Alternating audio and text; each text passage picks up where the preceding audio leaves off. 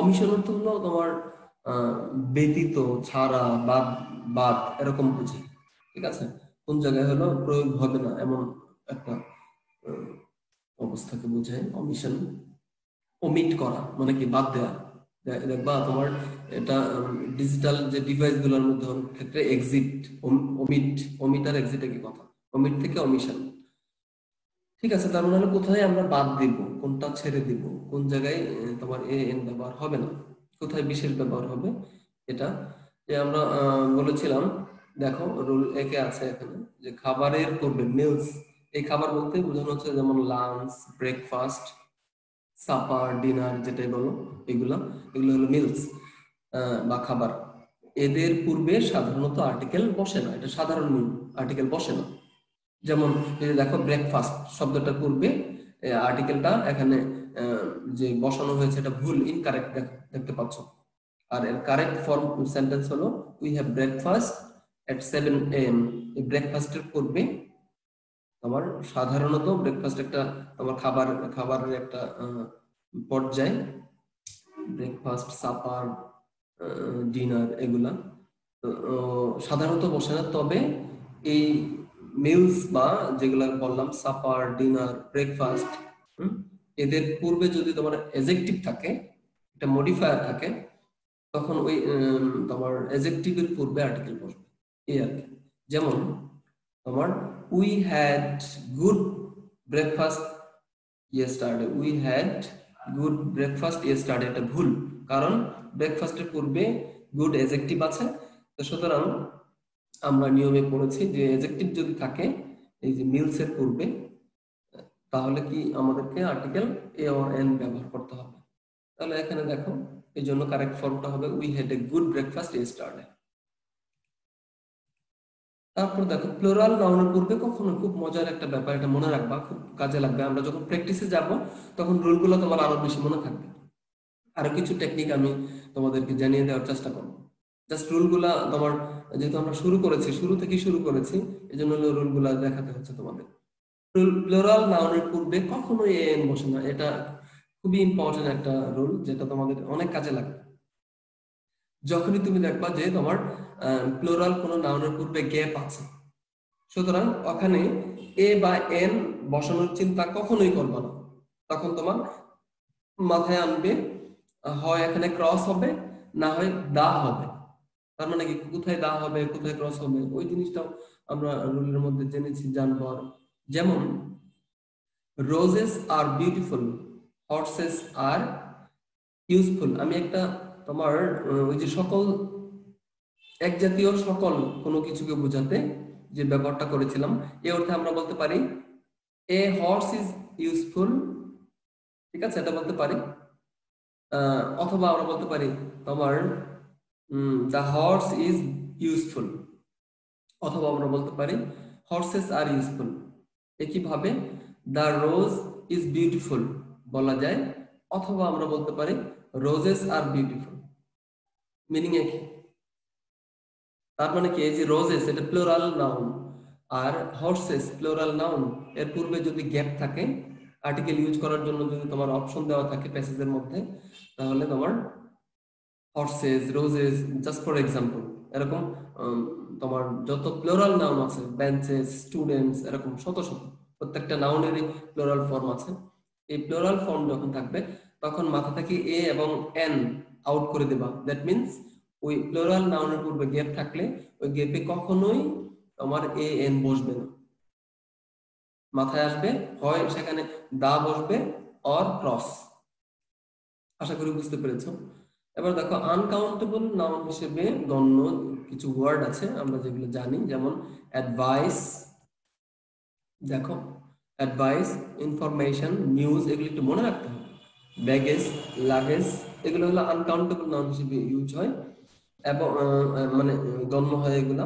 এবং এগুলা তোমার এদের পূর্বে, এখানে ইত্যাদি বানানটা ভুল হয়েছে আর কি, ইত্যাদি এর পূর্বে এ অথবা এন বসে না।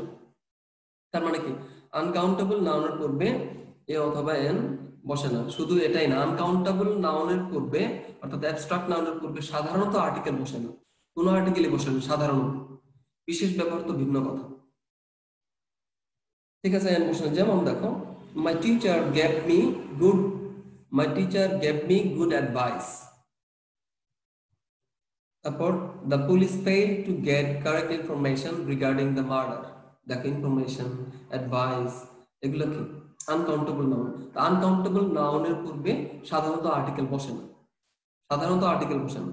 কিন্তু সেই আনকাউন্টেবল নাউন বা কখনো আমরা রুলে পড়েছি ব্যতিক্রম নিয়মে যে আমার অ্যাবস্ট্রাক্ট নাউন, যদি তোমরা জানো যে আমার অ্যাবস্ট্রাক্ট নাউনটা কি আনকাউন্টেবল হিসেবে ইউজ হয়। কংক্রিট নাউন যেটা আছে, কংক্রিট নাউন সেটা হলো কি, কংক্রিটের মধ্যে যে তোমার চারটা আছে, কমন নাউন, প্রপার নাউন, তারপর কালেকটিভ নাউন, ম্যাটেরিয়াল নাউন। এদের মধ্যে ম্যাটেরিয়ালটাও কি আনকাউন্টেবল নাউন। ম্যাটেরিয়াল আর হলো অ্যাবস্ট্রাক্ট, এই দুটো হলো আনকাউন্টেবল নাউন। আর কমন, প্রপার, কালেকটিভ এগুলো হলো কাউন্টেবল নাউন। তোমরা এগুলো জেনে থাকবে। ওকে, তাহলে দেখা ইনফরমেশনের পূর্বে আর্টিকেল বসবে না, অ্যাডভাইসের পূর্বে বসবে না, কারণ হলো এগুলা আনকাউন্টেবল নাউন হিসেবে ইউজ হয়। আপাতত মনে হতে পারে যে এগুলো তো গণনা করা যায়, অ্যাডভাইস, অ্যাডভাইস মানে পরামর্শ, তো আসলে এগুলা আনকাউন্টেবল নাউনের কাজ করে। যেমন নিউজ, ব্যাগেজ, লাগেজ, এগুলো এদের পূর্বে আর্টিকেল সাধারণত বসে না, এন বসে না, দাও বসে না, কিন্তু বিশেষ অর্থে দা বসে। তারপর দেখো water, milk, oil, ink, hydrogen, tea, paper, এগুলা তোমরা জানো, এগুলা আনকাউন্টেবল নাউন। এগুলো ম্যাটেরিয়াল নাউন, জানো তোমরা material noun, water, milk, oil, ঠিক আছে। হাইড্রোজেন, টি, পেপার, আরো তোমার আনকাউন্টেবল নাউন আছে, ম্যাটেরিয়াল নাউন অনেক আছে। এই ম্যাটেরিয়াল নাউন গুলার পূর্বে এন বসে না, এটা তোমরা জানো, এটা আমরা সাধারণ নিয়মে করেছি। তবে আনকাউন্টেবল নাউনের সঙ্গে কিছু মিজারিং ওয়ার্ডস যদি বসে, মিজারিং ওয়ার্ডস মানে কি, যে ওয়ার্ড গুলো তোমার পরিমাপ করা বোঝায় এমন শব্দ, এদেরকে বলা হয় মিজার ওয়ার্ডস অর মিজারিং ওয়ার্ডস। এগুলো যদি যুক্ত হয়ে যায় তখন এটা ব্যতিক্রম। আনকাউন্টেবল নাউনের সঙ্গে যদি মিজারিং ওয়ার্ড যুক্ত হয় তাদের পূর্বে এন বসে। যেমন give me a glass of water. খেয়াল করে দেখো, আমাকে এক গ্লাস পানি দাও। খুব মজার ব্যাপার, আমরা জানি ওয়াটারটা হলো আনকাউন্টেবল নাউন, এটা তোমার ম্যাটেরিয়াল নাউন। ম্যাটেরিয়াল নাউন মানে সেটা অবশ্যই আনকাউন্টেবল নাউন। আচ্ছা, আনকাউন্টেবল নাউন এটা। তারপর এখানে এ গ্লাস অফ, আর্টিকেলটা বসেছে কোথায়, গ্লাসের পূর্বে, গ্লাসের পূর্বে বসেছে। তো গ্লাসটা কি, গ্লাসটা একটা পদার্থ, তো সুতরাং এটাও কিন্তু কি, গ্লাসটাও কিন্তু গণনা করা যায় না, গ্লাস কাঁচ, ঠিক আছে। আচ্ছা, কিন্তু আমরা বলি এক গ্লাস পানি দাও, ঠিক আছে। এই গ্লাস, অর্থাৎ এখানে দেখো যেটা হয়েছে যে তোমার এই পানিকে বোঝানো হচ্ছে, গ্লাস অফ ওয়াটার। এখন এই যে গ্লাস, এটা তোমার আনকাউন্টেবল, তোমার ওয়াটারটা বোঝানোর জন্য ইউজ করা হচ্ছে। ওয়াটারটা আনকাউন্টেবল নাউন। এবং দেখো তোমার এর পূর্বে মিজারিং, মিজারিং ওয়ার্ড কোথায়, মিজারিং ওয়ার্ড হলো যে গ্লাস, গ্লাস দিয়ে মাপার কথা বোঝানো হচ্ছে, ঠিক আছে। গ্লাসটাকে এক গ্লাস পানি, 1 লিটার পানি, হাফ লিটার পানি আমরা বলে থাকি এরকম। তখন কি, এই যে হাফ লিটার, 1 লিটার, এই গ্লাস, এক গ্লাস পানি, তার মানে কি গ্লাস এখানে মিজারিং ওয়ার্ডের মতো ইউজ হচ্ছে। সুতরাং মিজারিং ওয়ার্ড যখন থাকবে, যেমন অফ ওয়াটার, এই যে ওয়াটার এর পূর্বে দেখো যে গ্লাস আছে, মিজারিং ওয়ার্ড, এক গ্লাস পানি, দ্যাট মিন্স এখানে তোমার ওই মেজারিং ওয়ার্ডের পূর্বে আর্টিকেল বসবে, এন বসবে। ওকে, এর আগে বলেছি অ্যাবস্ট্রাক্ট নাউনের পূর্বে এন বসে না। অ্যাবস্ট্রাক্ট নাউন তার মানে কি, খুব মজার একটা ব্যাপার তোমাদের মাথায় রাখতে হবে যে আমরা আর্টিকেল এর নিয়ম পড়ানোর শুরুর দিকেই বলেছিলাম, গত ক্লাসের একদম এট দ্য বিগিনিং এই বলেছিলাম যে তোমার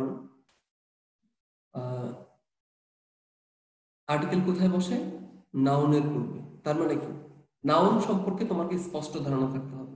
এট দ্য সেম টাইম তোমার অন্যান্য পার্ট অফ স্পিচ সম্পর্কেও আমাদের জানতে হবে। বিশেষ করে নাউন সম্পর্কে তোমার খুঁটিনাটি জানতে হবে। নাউনের একদম তোমার যাকে বলে নারী নক্ষত্র, অবশ্যই তোমাদেরকে জানতে হবে। Noun, countable noun, uncountable noun. তারপর হচ্ছে তোমার নাউন যে প্রধানত 2 প্রকার, concrete noun, abstract noun. Abstract নাউনের সম্পর্কে ভালো ধারণা থাকতে হবে। কংক্রিট নাউন যে 4 ধরনের, প্রপার নাউন, কমন নাউন, এগুলো আশা করি তোমরা জেনে থাকবে। আর আমি তোমাদেরকে আগেই বলেছি, কোনো জায়গায় আমি একদম ওয়ার্ড ফর ওয়ার্ড বোঝাচ্ছি বিধায় হয়তো তোমরা প্রশ্ন করছো না। অনেকে হয়তো অ্যাবস্ট্রাক্ট নাউন সম্পর্কে অস্পষ্ট ধারণা ছিল, আমি নিজ থেকেই এটা একটু ব্যাখ্যা করে দিলাম যে অ্যাবস্ট্রাক্ট নাউন কোনগুলা, যে নাউনগুলাকে ধরা যায় না, ছোঁয়া যায় না, গণনা করা যায় না, এরকম নাউনগুলাকে বলা হয় কি অ্যাবস্ট্রাক্ট নাউন। যেমন খেয়াল করো, তো অ্যাবস্ট্রাক্ট নাউনের পূর্বে এন বসে না, এটা শুধু এন না, কোনো আর্টিকেলই বসে না, সাধারণত দাওয়া বসে না, কিন্তু আবার ব্যতিক্রম ব্যবহার আছে। ব্যতিক্রম ব্যবহারগুলা আমরা দেখব। যেমন তোমার kindness is a great virtue. Okay, এখানে দেখো এই যে আর্টিকেল এ বসেছে, এ যে বসেছে তোমার বসেছে, এটা কেন? এই ভার্চুটা তোমার আমরা জানি ভার্চুটা হলো তোমার কি একটা বলা হচ্ছে গুণটাকে এটা কাউন্টেবল হিসেবে ইউজ হতে পারে, আনকাউন্টেবল নাউন হিসেবে ইউজ হতে পারে। এখানে ইউজ হয়েছে কি কাউন্টেবল নাউন হিসেবে। কিন্তু খেয়াল করে দেখো এই যে কাইন্ডনেস, এটা অ্যাবস্ট্রাক্ট নাউন, এটাও অ্যাবস্ট্রাক্ট নাউন, ভার্চুটাও কিন্তু অ্যাবস্ট্রাক্ট নাউন। এটা আবার কাউন্টেবল হিসেবে ইউজ হতে পারে, আবার আনকাউন্টেবল হিসেবে ইউজ হতে পারে। এই জায়গায় তোমার ভার্চুটা abstract noun, at the same time এটা আবার কি তোমার এটা আনকাউন্টেবল নাউন হিসেবে ইউজ হয়েছে কাউন্টেবল নাউন হিসেবে, এই জন্য এখানে আর্টিকেল ইউজ হয়েছে।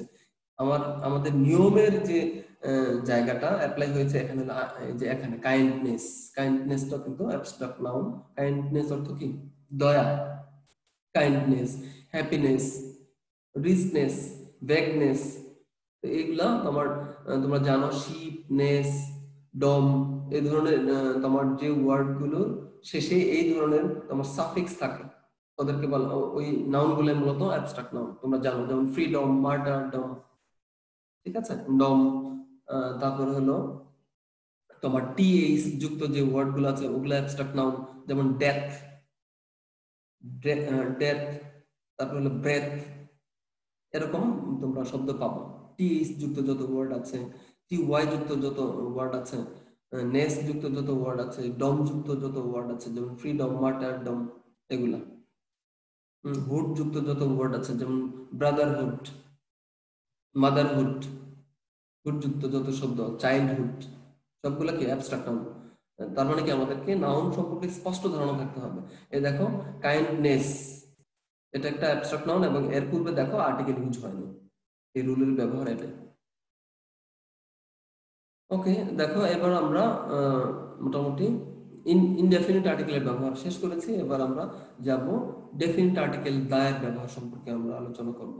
নির্দিষ্ট করে বোঝায় এমন কমন নাউন এর সিঙ্গুলার ও প্লুরাল উভয় নাম্বারের পূর্বে দা বসে। খুব মজার ব্যাপার, এর আগেও বলেছি যে ইনডেফিনিট আর্টিকেল বসে শুধুমাত্র সিঙ্গুলার কমন নাউনের পূর্বে। তার মানে কি তোমার এই যে কমন নাউন সম্পর্কে ধারণা থাকতে হবে, সিঙ্গুলার প্লুরাল নাম্বার সম্পর্কে তোমার ধারণা থাকতে হবে, স্পষ্ট ধারণা থাকতে হবে, তা না হলে ব্যাপারগুলো বুঝবা না। আশা করি এগুলো জানো তোমরা। তাহলে দেখো যে তোমার নির্দিষ্ট করে বোঝায় এমন কমন নাউন, হ্যাঁ কমন নাউনের সিঙ্গুলার ও প্লুরাল উভয় নাম্বারের পূর্বে দা বসে। ওকে, তাহলে তোমার এর আগেও আমরা দেখেছি যে ইনডেফিনিট আর্টিকেল বসে সিঙ্গুলার কমন নাউনের ক্ষেত্রে, ডেফিনিট আর্টিকেল দা এখানে একটু এক ধাপ এগিয়ে। এই দাটা কোথায় বসে? সিঙ্গুলার নাউনের পূর্বে বসতে পারে, আবার প্লুরাল কমন নাউনের পূর্বে বসতে পারে। ঠিক আছে, যেমন দেখো দ্য বয়েজ আর প্লেইং, বাচ্চারা খেলছে। দেখো দ্য বয়েজ, এখানে প্লুরাল, তার পূর্বে দা বসেছে। আর এখানে দেখো দ্য গার্ল ইজ রিডিং, মেয়েটি পড়ছে, মেয়েটি পড়ছে। খেয়াল করো দ্য গার্ল, এই গার্লটাকে এখানে, গার্লটা তোমার কমন নাউন এবং সিঙ্গুলার, এর পূর্বেও কিন্তু তোমার দা বসেছে। এবং এ ধরনের দাকে বলা হয় ডিফাইনিং দা। ওকে, এক জাতীয় সকলকে বোঝাতে সিঙ্গুলার কমন নাউনের পূর্বে দা বসে, এটা আমরা ইনডেফিনিট আর্টিকেলের মধ্যেও পড়েছি। ঠিক আছে, তখন এটাকে বলে জেনারেলাইজিং দা। যেমন তোমার the horse is a faithful animal, এটাকে অন্যভাবে বলা যায় এ horse is a faithful animal, এই যে আমরা এর আগেও বলেছি। এটাকে বলা যায় যে তোমার ঘোড়া বিশ্বস্ত প্রাণী। এর ইংলিশ করতে গেলে আমরা 3টা সেন্টেন্সে তোমার ইংলিশ করতে পারবো। ঘোড়া একটি বিশ্বস্ত প্রাণী, আমরা বলতে পারি the horse is a faithful animal, অথবা আমরা বলতে পারবো এ horse is a faithful animal, অথবা আমরা বলতে পারবো হর্সেস আর ফেথফুল অ্যানিমালস। খুব মজার ব্যাপার, ঠিক আছে? তো সুতরাং তোমার যে কারণে তোমার আর্টিকেল যখন ইউজ করো তখন কিন্তু ইচ্ছা করলে ওখানে কখনো কখনো দেখবা যে এখানে দা দা এর ব্যবহার হতে পারে, ক্রসের ব্যবহার হতে পারে, ঠিক আছে? আবার কখনো তোমার ওই দায়ের পরিবর্তে এর ব্যবহার হতে পারে, যেমন এই যে এখানে এই বিশেষ নিয়মগুলো এগুলো বুঝতে হবে। ওকে, ব্যতিক্রমটা হলো যে মানব জাতি বোঝাতে, একদম মানব কুল বোঝাতে ম্যান এবং ওমেন এই যে দুইটা শব্দ, খুব মজার ব্যাপার, এদের পূর্বে দা বসে না। যেমন কখনোই বলা যাবে না দা ম্যান ইজ মর্টাল, এটা বলা যাবে না। বলা যাবে না এ ম্যান ইজ মর্টাল, বলা যাবে না। দা ম্যান ইজ মর্টাল বলা যাবে না,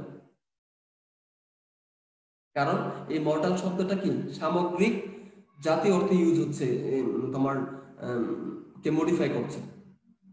মরণ তোমার বলা হচ্ছে তোমার ম্যান ইজ মর্টাল, মানুষ মরণশীল, মানুষ মরণশীল। এই বলতে কি কখনো কি বলা যাবে যে লোকটি মরণশীল? লোকটি মরণশীল বলা যাবে? বলা যাবে না। দা ম্যান ইজ মর্টাল এর বাংলা যদি করি তখন এর অর্থ দাঁড়ালো লোকটি মরণশীল।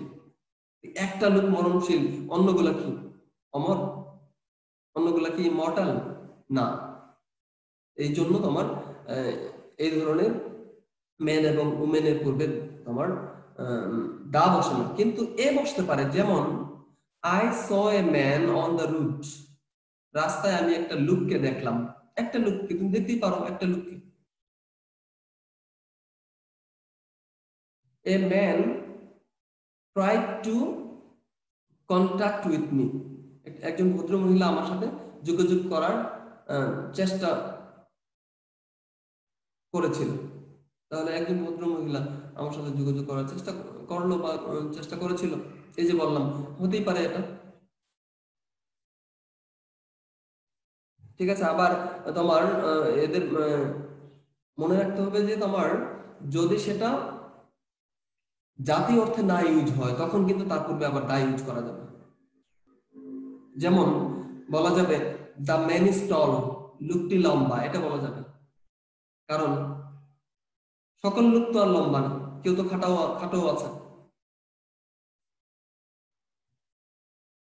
ঠিক আছে? এই আর কি। কিন্তু এই জায়গায় যে ব্যবহারটা হয়েছে এটা হলো জাতি অর্থে ইউজ হয়েছে। যেমন ম্যান ইজ মর্টাল, মানুষ মরণশীল। এই যে মরণশীল শব্দটা, এই মডিফায়ারটা, এই এডজেক্টিভটা তোমার একক কোনো ব্যক্তির বেলায় ইউজ করা যায় না।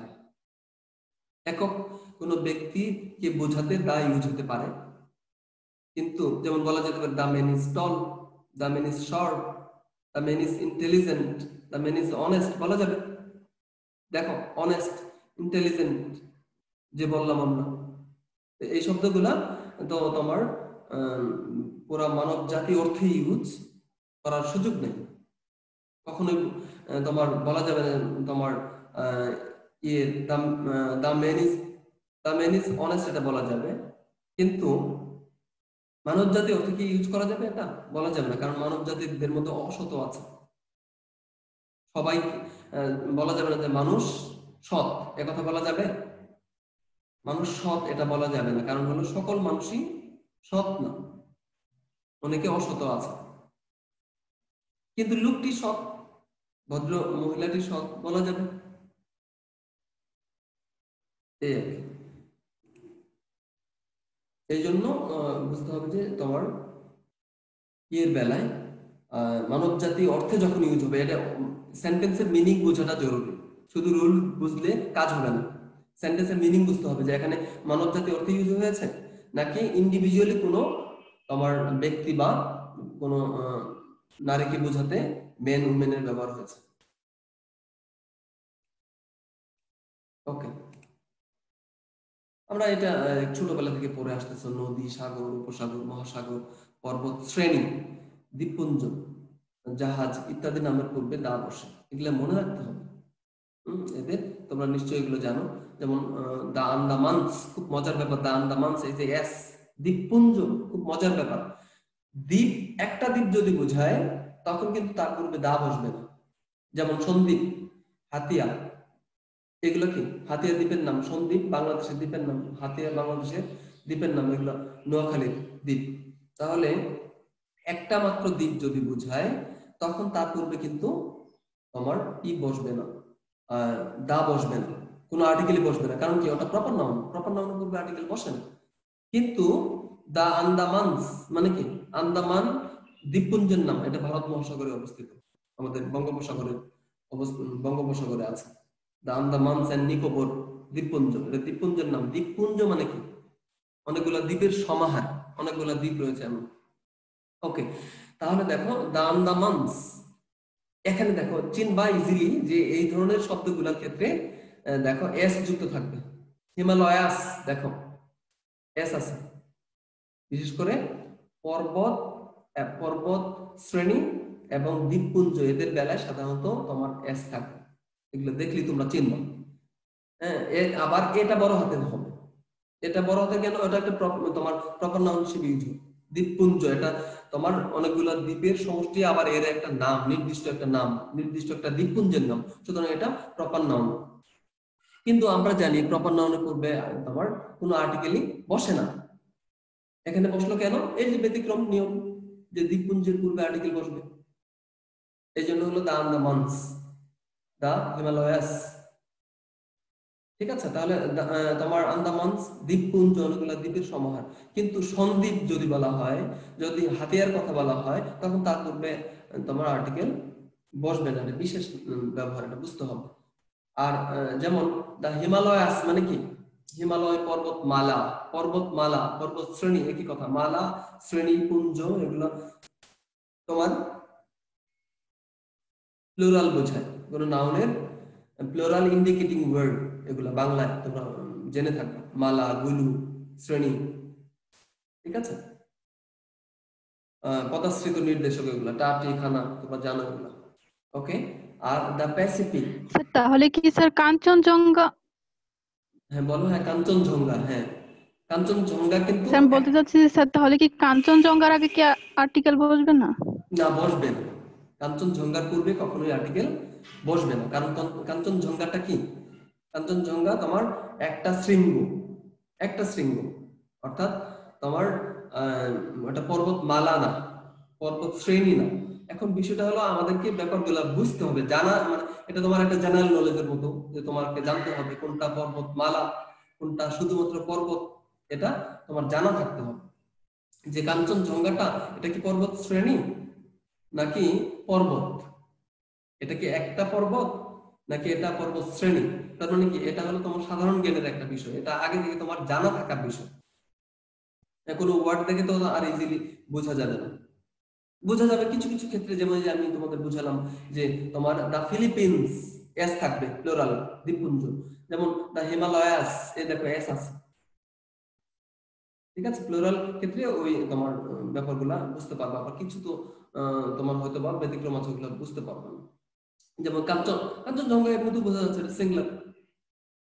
যেমন মাউন্ট এভারেস্ট, খুব মজার ব্যাপার, যে হিমালয় পর্বতমালার, তোমার বলে না যে ব্যক্তিটা হিমালয় জয় করেছে, আমরা বলি না, বলে থাকি হিমালয় জয় করেছে, হিমালয় জয় করেছে। আসলে এই হিমালয় জয় করেছে মানে হলো হিমালয় পর্বত যে মালা আছে, পর্বতমালা, অর্থাৎ এই তোমার হিমালয় পর্বত শ্রেণী যেটা আছে, পর্বতমালা, অনেকগুলো পর্বতের সমষ্টি হলো হিমালয়াস, হিমালয় পর্বতমালা। তো এখন হিমালয় পর্বতমালার উঁচু একদম সর্বোচ্চ যে তোমার শৃঙ্গ আছে, সর্বোচ্চ একদম এপিক, যে এপেক্স যেটা একদম সর্বোচ্চ চূড়া, সর্বোচ্চ চূড়াটার নাম হলো মাউন্ট এভারেস্ট। তোমরা নিশ্চয়ই জানো যে তোমার এই মাউন্ট এভারেস্ট একজন ব্যক্তি, যিনি সর্বপ্রথম হিমালয় পর্বতমালার সর্বোচ্চ শৃঙ্গ জয় করেছিলেন, এবং তার নামেই সর্বোচ্চ চূড়ার নামকরণ করা হয়েছে মাউন্ট এভারেস্ট, তোমরা সবাই জেনে থাকবে। তাহলে তোমার মাউন্ট এভারেস্টটা কি একটা শৃঙ্গের নাম, একটা পর্বতের নাম, এটা সর্বোচ্চ চূড়ার নাম। যে কারণে মাউন্ট এভারেস্টের পূর্বে হবে না, কাঞ্চনজঙ্ঘার পূর্বে হবে না। তারপর তোমার যে আমাদের যে দ্বিতীয় পর্বত, দ্বিতীয় সর্বোচ্চ যে শৃঙ্গের নাম বান্দরবনে অবস্থিত, জানো কি? বলো।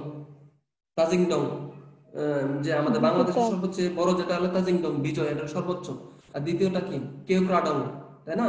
তো কেওক্রাডং, তাজিংডং, এগুলা কি? এগুলা হলো পর্বতমালা না, কিন্তু এটা হলো পর্বত। তার মানে হলো, আমি হ্যাঁ এটাই বুঝাতে চাচ্ছি যে এই শব্দগুলার সম্পর্কে তোমার ধারণা থাকতে হবে, পূর্ব থেকে ধারণা থাকতে হবে। পূর্ব থেকে ধারণা না থাকলে এগুলো তোমরা অসুবিধা হবে, ধরতে পারবে না।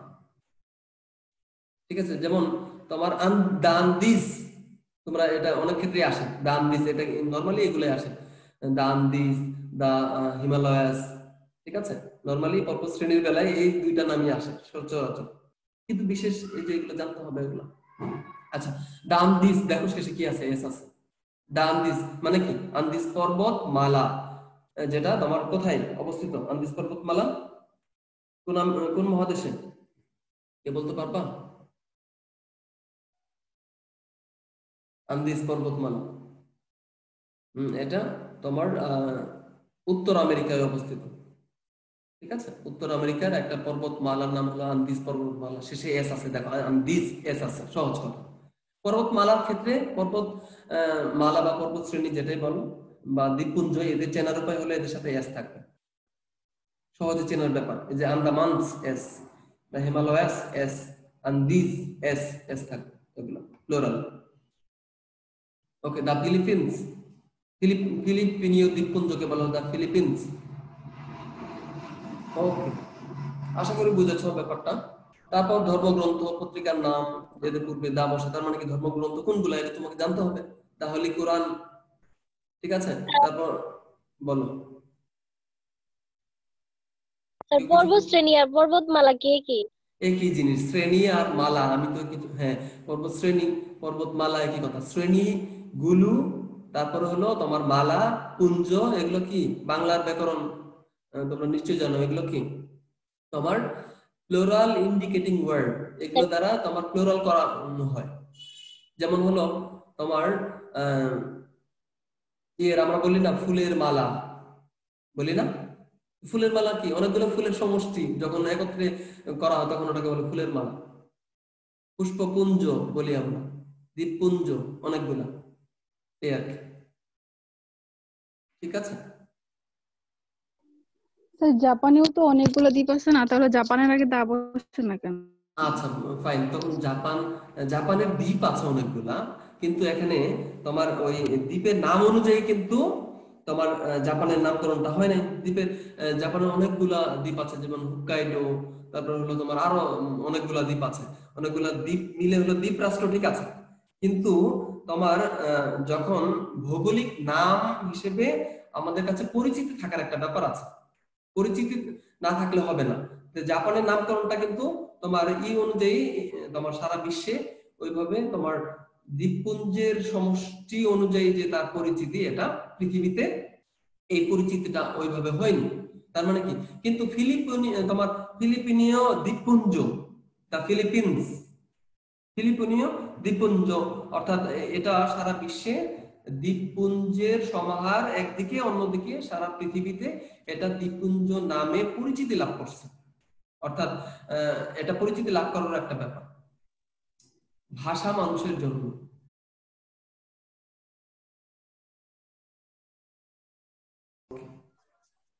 ঠিক আছে, তারপর ধর্মগ্রন্থ কোনগুলো এটা জানতে হবে, দা গীতা, দা হোলি কোরআন, দা বাইবেল, এগুলা পবিত্র গ্রন্থের নাম, এটা আমাদের জানতে হবে। তারপর হলো পত্রিকার নামগুলো জানতে হবে, দা ডেইলি স্টার, দা অবজারভার, ঠিক আছে, এরকম দা ইন্ডিপেন্ডেন্ট, এরকম কিন্তু পত্রিকা আছে বাংলাদেশে, এই পত্রিকাগুলো জানতে হবে। একক বস্তু পৃথিবীতে একটা মাত্র আছে, এরকম কিছু বোঝাতে আমরা এগুলো জানি, যেমন সূর্য, চন্দ্র, পৃথিবী, তারপর দিক যে আছে আমাদের পূর্ব, পশ্চিম, উত্তর, দক্ষিণ, এগুলা করবে দা ব্যবহার করা হয়, এগুলো আমাদের জানতে হবে। ঠিক আছে, তারপর বর্ণনামূলক বা অর্থপূর্ণ ভৌগোলিক নামের পূর্বে, খুব মজার একটা ব্যাপার, যে বর্ণনামূলক বা অর্থপূর্ণ ভৌগোলিক নামের পূর্বে দা বসে, যেমন দা ইউএসএ, এই যে দেখো ব্যতিক্রমটা কোথায়, the USA, the United States of America. USA বলতে এর এটা মিনিং আছে। এই মিনিংটা কি, যে তোমার যুক্তরাষ্ট্র আমেরিকা, এটাকে সংক্ষেপে বলা হয় ইউএসএ। তো এটা কি বর্ণনামূলক অর্থ আছে এর। তোমার ইউএসএ বলতে শুধু ইউএসএ তিনটা লেটার নয়, এর আলাদা আলাদা ই বোঝাচ্ছে, এবং এটা ভৌগোলিক আম, অঞ্চলকে বোঝানো হচ্ছে, যুক্তরাষ্ট্র আমেরিকা। তাহলে দেখো এখানে তোমার ব্যতিক্রম নিয়মটা কোথায়, যে এটা দেশের নাম হওয়া সত্ত্বেও কি বসলো, দা বসলো। ঠিক আছে, এটা দেশের নাম, তারপরে কি হলো, দেশের নাম আমরা জানি এটা প্রপার নাম, তো প্রপার নাম করবো তো আর্টিকেল বসে না, এখানে কেন বসলো, এই যে ব্যতিক্রম নিয়ম, এখানে এই ব্যতিক্রম নিয়মগুলাই কিন্তু পরীক্ষায় আসে, যে এটা তোমার ভৌগোলিক আহ, তোমার একটা ভৌগোলিক ভূখণ্ডকে বোঝানো হচ্ছে, এবং তোমার এর মিনিং আছে, এটা কি বর্ণনামূলক একটা আম, বিষয় আছে, এটার আলাদা এর মিনিং আছে। যেমন ইউএসএ তিনটা লেটারই নয় এখানে, এটা একটা ভৌগোলিক অঞ্চলের নাম, ইউনাইটেড স্টেটস অফ আমেরিকা। তারপর তোমার দা পাঞ্জাব, খুব মজার ব্যাপার, পাঞ্জাব আমরা জানি এটা অঞ্চলের নাম, পাকিস্তানের একটা প্রদেশ পাঞ্জাব। তো তাহলে এটা এর পূর্বে দা বসবে, কেন বসবে, কারণটা কি? কারণ হলো এই পাঞ্জাব শব্দটার অর্থ তোমাকে জানতে হবে। পাঞ্জাব শব্দের অর্থ হলো পঞ্চ নদের সমাহার আসলে। এটা ফার্সি তোমার সংস্কৃত শব্দ থেকে, সংস্কৃত এবং ফার্সি শব্দ মিলে হলো পাঞ্জাব শব্দটা আসছে। তো পাঞ্জাব পঞ্চ নদের সমাহারকে বলা হয় পাঞ্জাব। পঞ্চনদ আমরা জানি, পঞ্চনদের সমাহার।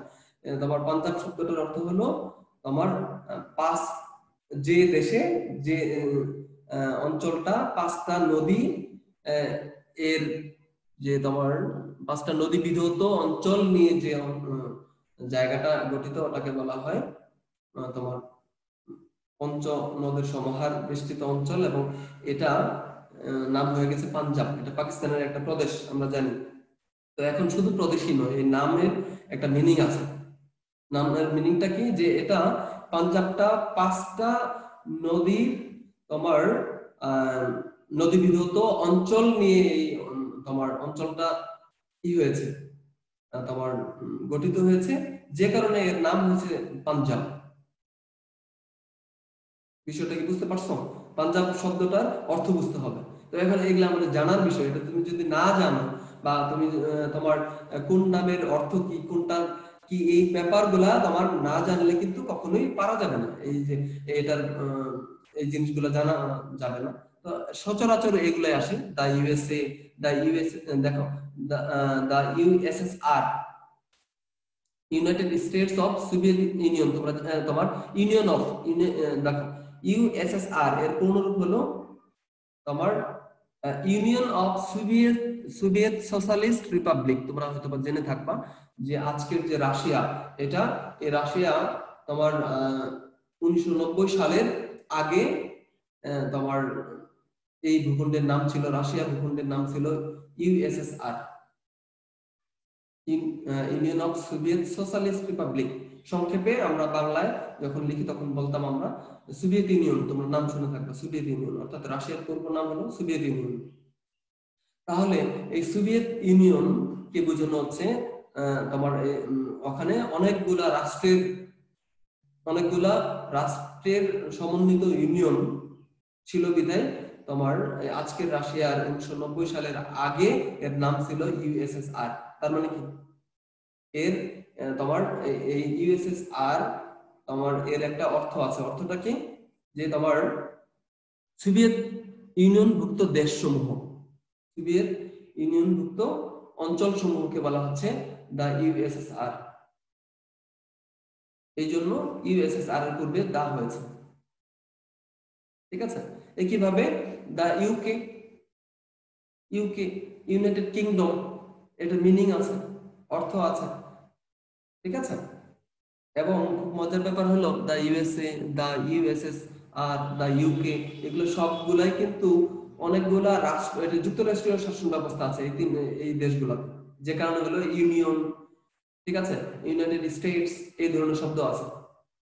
ইউনাইটেড কিংডম, খেয়াল করে দেখো, ইউনাইটেড মানে কি, যুক্ত যুক্তরাষ্ট্রীয় সরকার ব্যবস্থা ওই সমস্ত দেশে আছে, অনেকগুলো প্রদেশ নিয়ে একটা রাষ্ট্র, এই আর কি।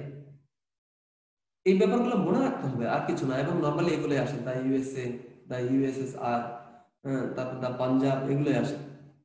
ওকে, তারপর তোমার দা ইউকে, সচরাচর এগুলো এসে থাকে। আর অন্যগুলা আসলেও ওগুলো সম্পর্কে তোমার ধারণা থাকতে হবে, জানতে হবে, এই আর কি। এগুলা তোমার অতিরিক্ত জানার বিষয়। তার মানে এটা তোমার আর্টিকেলের সাথে তোমার সম্পর্কযুক্ত না হলেও আমাদেরকে সাধারণ জ্ঞান থেকে ওই ব্যাপারগুলো জানা থাকতে হবে, যে কোনটা ভৌগোলিক উপনাম বোঝাচ্ছে, কোনটা পবিত্র গ্রন্থ বোঝাচ্ছে, কোনটা পত্রিকার নাম বোঝাচ্ছে, কোনটা দ্বীপপুঞ্জ বোঝাচ্ছে, কোনটা সাগর বোঝাচ্ছে। এই ব্যাপারগুলা তোমার জানা সাধারণ জ্ঞানের ব্যাপার। তার মানে তোমার যদি না জানা থাকে তখন তুমি বুঝতে পারবে না কোনটা মহাসাগর, কোনটা সাগর, কোনটা প্রপার নাম বোঝাচ্ছে, কোনটা দেশের নাম বোঝাচ্ছে, কোনটা ভৌগোলিক উপনাম বোঝাচ্ছে, এটা তো তুমি বুঝতে পারবে না, এই আর কি। তার মানে হলো যে আর্টিকেল বোঝার জন্য অতিরিক্ত সাধারণ জ্ঞান তোমার জানা থাকতে হবে। আমি এই মেসেজটা তোমাদেরকে দিতে যাচ্ছি। ওকে, তারপর তারিখের নামের পূর্বে দা বসে, যেমন দা 10th of November, the 26th March, ঠিক আছে। অর্থাৎ তোমার এই যে এর কার্ডিনাল যে নাম্বার গুলো আছে, এরকম তম বুঝাবে। কার্ডিনাল নাম্বার গুলো, সহজ কথা, কার্ডিনাল নাম্বারের পূর্বে দা বসে। এই যেমন দা 10th, খেয়াল করো, TS. The second, the 21st second, দেখো 21st ফেব্রুয়ারি, 21st ফেব্রুয়ারি, দেখো আমরা বলে থাকি। মনে রাখবা যে তোমার সহজ কথা শুধু এটাই নয়, তারিখের নাম তো আছে, এটা বুঝতে পারবা। এছাড়াও মনে রাখতে হবে যে তোমার কার্ডিনাল নাম্বার যেগুলো আছে, কার্ডিনাল নাম্বার কোনগুলো তোমরা জানো, ঠিক আছে, যেগুলো হলো তম বুঝায়, ঠিক আছে। যেমন তোমার first, second, third, fourth, fifth, মনে রাখবা ফার্স্ট, সেকেন্ড, থার্ড এই তিনটাই ব্যতিক্রম। তারপর হলো তোমার ফোর্থ থেকে শুরু করে যত নাম্বার আছে সবগুলো শেষে টিস থাকে। শুধুমাত্র ফার্স্টের বেলায় এসটি থাকে, সেকেন্ডের বেলায় তোমার এনডি থাকে, থার্ডের বেলায় আরডি থাকে। খুব মজার ব্যাপার। যদি বলি আমরা তোমার 21শে ফেব্রুয়ারি, দেখো তখন কি হবে, 21st ফেব্রুয়ারি বলি আমরা, দা 21st ফেব্রুয়ারি, এরকম আর। তো শুধুমাত্র তোমার তারিখ নয়, এই টাইপের যদি কার্ডিনাল নাম্বার থাকে, এই কার্ডিনাল নাম্বারের পূর্বে দা বসবে, সহজ কথা। পসেসিভ অ্যাডজেক্টিভ এর পরিবর্তে কমন নাউনের ক্ষেত্রে দা ব্যবহার হয়। এটা একটা তোমার গুরুত্বপূর্ণ নিয়মে এটা এসে থাকে। যেমন হি স্ট্রাক, দেখো he struck,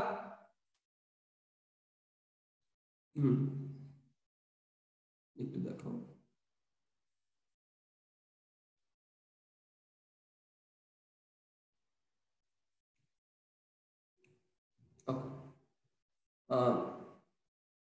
he struck me on the head. অর্থাৎ এখানে হওয়ার কথা, এই সেন্টেন্সটা এমনও হতে পারে, he struck me on my head, এটাও ঠিক আছে। He struck me on my head, সে আমার মাথায় আঘাত করেছিল,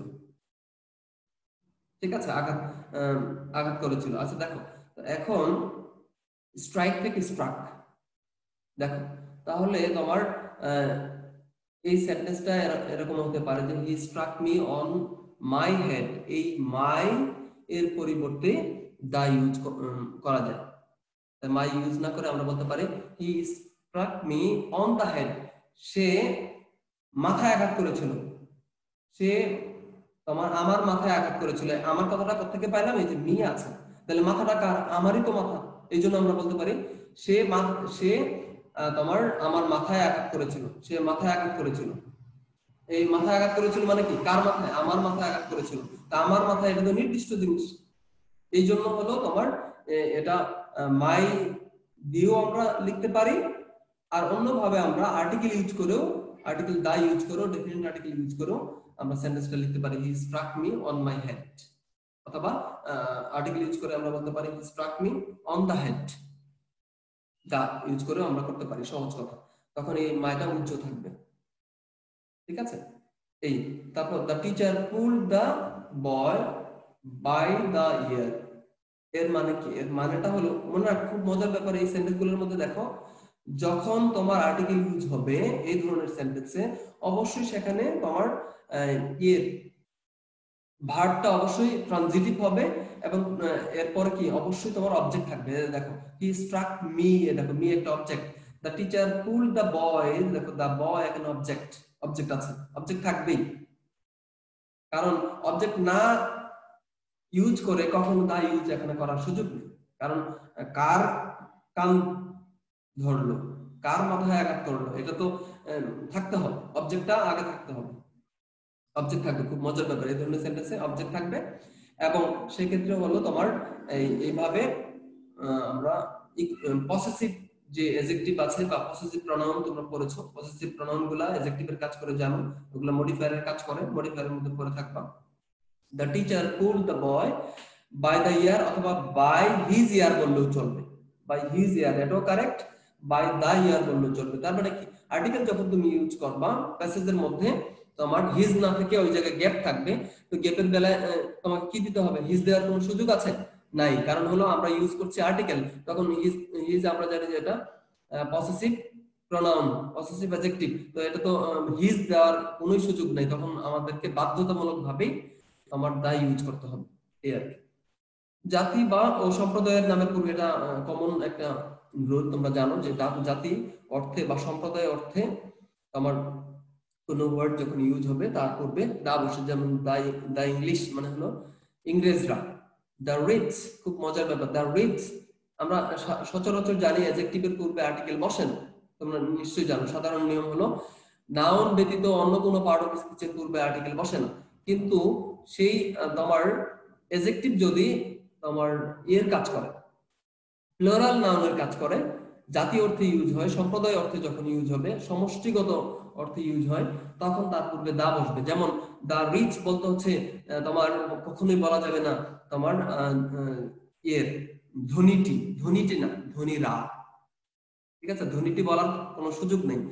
অর্থাৎ দা রিচ, রিচ মানে ধনী আমরা জানি, এটা অ্যাডজেক্টিভ নরমাল ব্যবহার, কিন্তু তোমার সেন্টেন্সে বুঝতে হবে যে আসলে আমার এটা রিচ শব্দটা অ্যাডজেক্টিভের কাজ করলো নাকি প্লুরাল কমন নাউনের কাজ করলো, জাতি অর্থে ইউজ হলো, সম্প্রদায় অর্থে ইউজ হলো, সমষ্টিগত অর্থে ইউজ হলো, এই ব্যাপারটা সেন্টেন্সে যে ব্যবহার থাকবে এই ব্যবহারটা আমাদের বুঝতে হবে, বুঝে আমাদেরকে তোমার ব্যবহার করতে হবে। যেমন দা রিচ এর মানে হলো ধনীরা, ধনী ব্যক্তি যত আছে পৃথিবীতে, সকল ধনী ব্যক্তিদেরকে বোঝানো হচ্ছে ধনীরা। ধনীরা কৃপণ হয়, কথার কথা আমরা বলি ধনীরা কৃপণ হয়, এর কথাটার মানেটা কি, মানেটা হলো যে মানে কথার কথা বলছি আর কি, সকল ধনী কিন্তু আবার সকল ধনীরা কিন্তু আবার কৃপণ হয় না, কথার কথা, জাস্ট ফর এক্সাম্পল, যে ধনীরা কৃপণ হয় কথার কথা, তো সেক্ষেত্রে কি হলো, দ্য রিচ, দ্য রিচ আর মাইজার, ঠিক আছে, দ্য রিচ আর মাইজার এর মানে কি ধনীরা কৃপণ হয়। তাহলে এই এই দ্য রিচ বলতে কি এখানে ধনীকে বোঝাচ্ছে নাকি ধনীরা, ধনীরা জাতীয় অর্থে, এই আর কি। আশা করি ব্যাপারটা বুঝেছো। একইভাবে দা পোর মানে হলো গরিবরা, দা পায়াস মানে হলো ধার্মিকরা, যত পৃথিবীতে যত ধার্মিক আছে তাদেরকে বোঝানো হচ্ছে দা পায়াস। বলো অর্পিতা, বলো অর্পিতা, তোমার you have raised your hand, but why? Arpita বলো।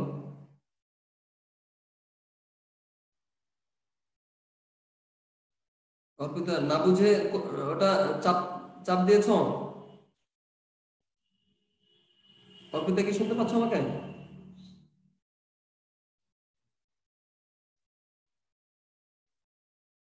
আচ্ছা যাও, ও তো সাউন্ড করছে না, ঠিক আছে। আচ্ছা খুব একটা ব্যাপার বলি, অনেকেই হয়তো এটা জানো না, আবার অনেকেই জানো যারা জুম ক্লাস করে অভ্যস্ত, সেটা হলো তুমি ইচ্ছা করলে তোমার ওখানে তোমার হাত উত্তোলন করার সুযোগ আছে, ওখানে তোমার অপশনে গিয়ে তুমি অর্থাৎ হাত উত্তোলনের সুযোগ মানে কি তুমি কিছু কথা বলতে চাও, তখন হলো আমি তোমাকে ফ্লোর দিব যে হ্যাঁ তুমি বলো। যেমন এই যে হয়তোবা ইয়ের না বুঝি হয়তোবা চাপ পড়ে গেছে, ও যে তোমার রেইজ হ্যান্ডের একটা সুযোগ আছে জুম অ্যাপের মধ্যে, তুমি ইচ্ছা করলে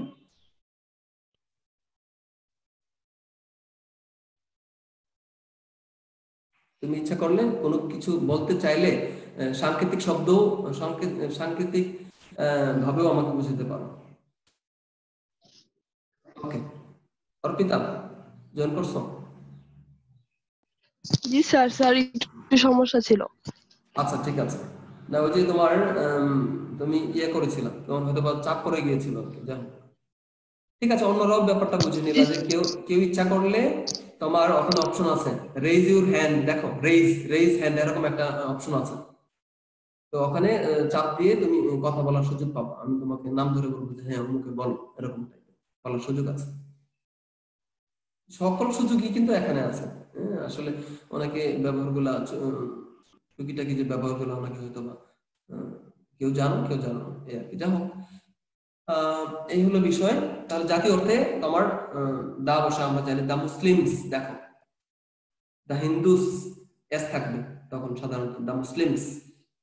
আচ্ছা একটু বলি যে তোমার যখন কমন নাউন, মনে রাখতে হবে যে যখন কমন নাউনটা যখন কমন নাউনটা প্লুরাল এর কাজ করবে, দেখো খেয়াল করে দেখো, যেমন তখন তুমি ইজিলি ধরতে পারবে, যেমন দা মুসলিমস এস আছে প্লুরাল, প্লুরাল কমন নাউন।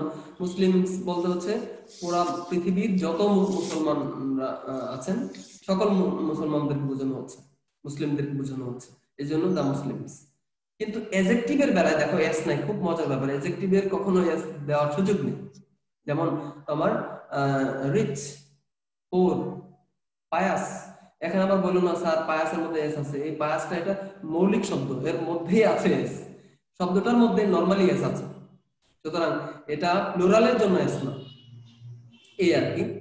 আবার কখনো কখনো মনে রাখবা যে তোমার এডজেক্টিভের সাথে এস যুক্ত হয়ে তখন ওটা নাউনের কাজ করে, যেমন রিচ থেকে রিচেস বলা যায়, রিচেস মানে সম্পত্তি, তখন নাউন হয়ে গেল। শব্দের মিনিং বুঝতে হবে। তো আশা করি বুঝতে পেরেছো তোমরা, অসুবিধা নেই।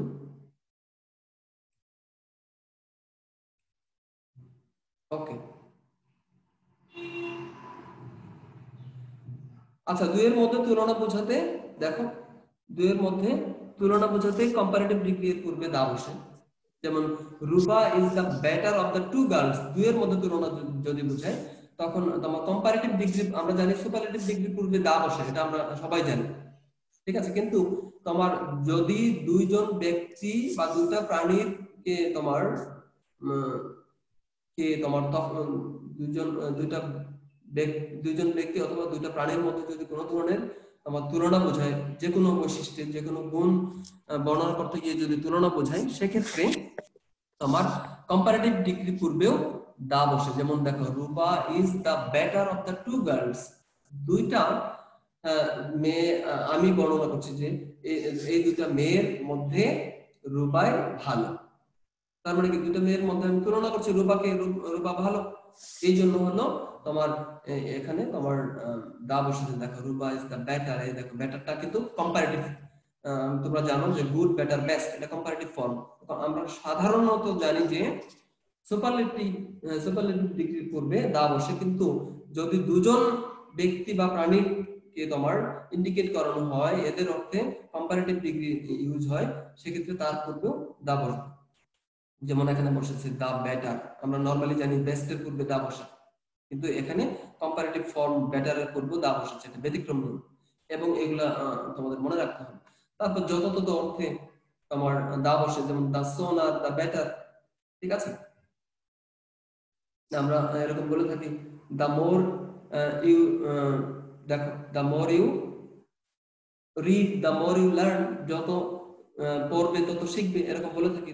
দেখো দা মোর, ঠিক আছে, দা মোর, দা সোনার, দা বেটার, এগুলা অর্থে যত অর্থে ইউজ হয় যখন, তখন তাদের পূর্বে দা বসে।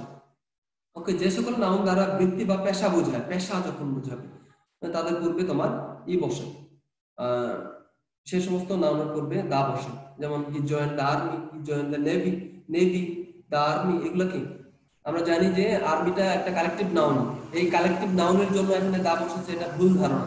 কালেকটিভ নাউনের জন্য না, এটা তোমার পেশা বা বৃত্তি বোঝাচ্ছে, এই জন্য এখানে কি এদের পূর্বে দা বসে। ওকে, তারপর তোমার অর্ডিনাল নাম্বার যখন অক্ষর দ্বারা লেখা হয় তখন তার পূর্বে দা বসে, অক্ষর দ্বারা যখন বোঝানো হয় অর্ডিনাল নাম্বার গুলা।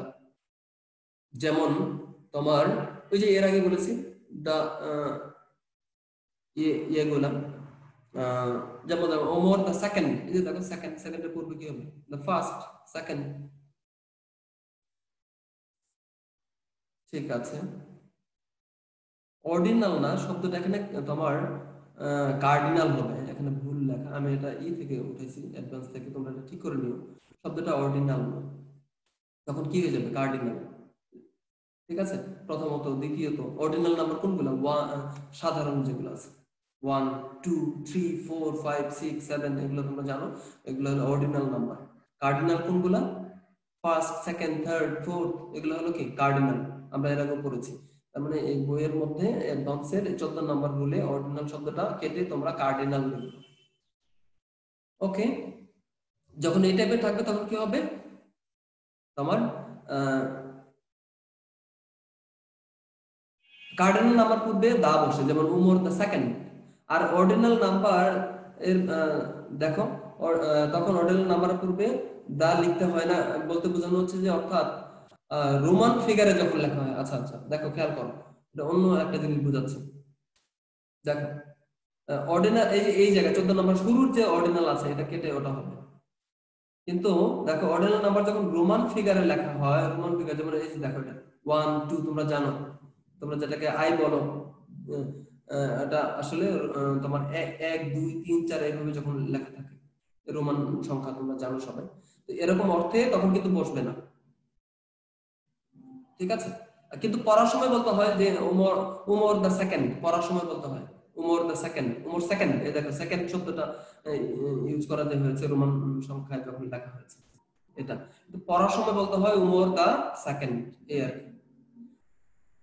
কোনো অ্যাবস্ট্রাক্ট কোয়ালিটি বোঝাতে কোনো অ্যাডজেক্টিভের পূর্বে দা বসে, যেমন এটা বিশেষ নিয়ম। দেখো পিপল লাভ দ্য ব্রেভ, এটাও সাধারণ, আমরা আরেকটা নিয়ম পড়েছি এখানে, জাতীয় অর্থেও তুমি ভাবতে পারো যে এটা জাতীয় অর্থে ইউজ হয়েছে, একই নিয়ম, এটা আলাদাভাবে পড়ার দরকার নেই। পিপল লাভ দ্য ব্রেভ এর অর্থ হলো মানুষ সাহসীদেরকে পছন্দ করে, সাহসীদের। দেখো দ্য ব্রেভ এখানে কি তোমার অ্যাডজেক্টিভ, এবং এটা প্লুরাল কমন নাউনের কাজ করেছে, যেটা আমরা এর আগে পড়েছি। কোন নির্দিষ্ট ব্যক্তি বা বস্তুর গুণ বোঝাতে অ্যাবস্ট্রাক্ট নাউনের পূর্বে দা বসে। আমরা সচরাচর নিয়মে জানি অ্যাবস্ট্রাক্ট নাউনের পূর্বে কোনো আর্টিকেল বসে না, এটা সাধারণ নিয়ম। বিশেষ নিয়ম কি? যে কোনো নির্দিষ্ট ব্যক্তি বা বস্তুর যখন গুণ বোঝাবে তখন তার পূর্বে দা বসে। যেমন দেখো the courage of Richard, the courage of Richard is known to all, রিচার্ডের সাহস বা সাহসিকতা সবাই জানে, সবার কাছে পরিচিত। রিচার্ড একজন ব্যক্তির নাম, এটা প্রপার নাম, তোমরা জানো। ঠিক আছে, এটা ব্যক্তির নাম রিচার্ড। রিচার্ডের সাহসিকতা সবার কাছেই পরিচিত, সবাই জানে। ওকে, তাহলে দেখো এখানে কারেজটা আমরা জানি, কারেজ মানে কি? সাহস, সাহসিকতা। এই শব্দগুলো কি মনে রাখবা? এই যে কারেজ, এজি, এই ধরনের শব্দগুলো কি? এই ধরনের শব্দগুলো তোমার অ্যাবস্ট্রাক্ট নাউন। ম্যারিজ, কারেজ, ঠিক আছে, এই টাইপের যত শব্দ পাবো। ওকে, তাহলে কারেজটা কি? Abstract noun. তো এখন আমরা জানি অ্যাবস্ট্রাক্ট নাউনের পূর্বে আর্টিকেল বসে না, সেক্ষেত্রে এই জায়গায় কেন বসেছে? কারণ এই কারেজটা কার কারেজ? রিচার্ডের কারেজ, রিচার্ডের। তার মানে কি একজন ব্যক্তির তোমার নির্দিষ্ট গুণ বোঝাচ্ছে, সাহস, এই সাহসটা রিচার্ডের একটা রিচার্ড একজন ব্যক্তির নির্দিষ্ট গুণ বোঝাচ্ছে। ব্যক্তির অনেকগুলো গুণ আছে, তাদের মধ্যে একটা গুণকে নির্দিষ্ট করে বোঝানো হচ্ছে। দ্যাটস ওয়াই এখানে এই যে কারেজের পূর্বে দা বসেছে। এক্ষেত্রে তাহলে তোমার বোঝার উপায় হলো এই কারেজটা বা এই গুণ যত তোমার অ্যাবস্ট্রাক্ট নাউন থাকবে, ওই অ্যাবস্ট্রাক্ট নাউনের সাথে তোমার অবশ্যই প্রপার নাউন থাকবে, সহজ কথা। এবং তোমাদেরকে আরেকটা বিষয় বলে রাখি, তোমাদের কাছে যদি খাতা থাকে, আমি বলবো যে যখন পড়তে বসবো অবশ্যই খাতা নিয়ে বসবা। কিছু কিছু নিয়ম আমি বলবো যেটা অবশ্যই তোমাদের লিখে রাখা উচিত। যেমন একটা নিয়ম লিখতে পারো, আমি আমার যারা স্টুডেন্ট তোমরা হয়তো বা এর আগেও জেনেছো, আমি একটা রুল বলেছিলাম, তোমরা সাধারণত একটা স্ট্রাকচার বলেছিলাম যে দি plus noun plus the plus noun plus of plus noun, এটা একটা স্ট্রাকচার, সবাই একটু লিখে ফেলো, এটা দরকার যারা নতুন, যারা এই নিয়মটা জানো না আর কি, একটু লিখে ফেলো। The plus noun plus of plus noun. এই যে উদাহরণ দেখো, এই যে এখানে দি আছে, দি প্লাস নাউন, সেটা যে ধরনের নাউন, এই দেখো নাউন এখানে অ্যাবস্ট্রাক্ট নাউন। তারপরে of, the plus noun plus of, এই যে দেখো অফ, অফ প্লাস নাউন, এই যে দেখো রিচার্ড, এটাও নাউন।